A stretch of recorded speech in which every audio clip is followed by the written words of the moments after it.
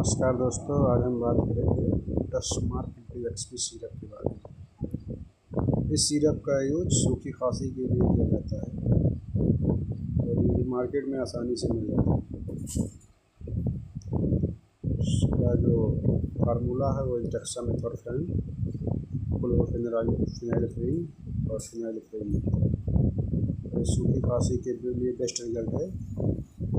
बच्चों में 2.5 ml और बड़ों में 10 ml का सेवन कर सकते हैं लोग। बहुत ही अच्छा रिजल्ट है। किसी प्रकार की भी सूखी खांसी आ रही हो आराम से बना जाएगा।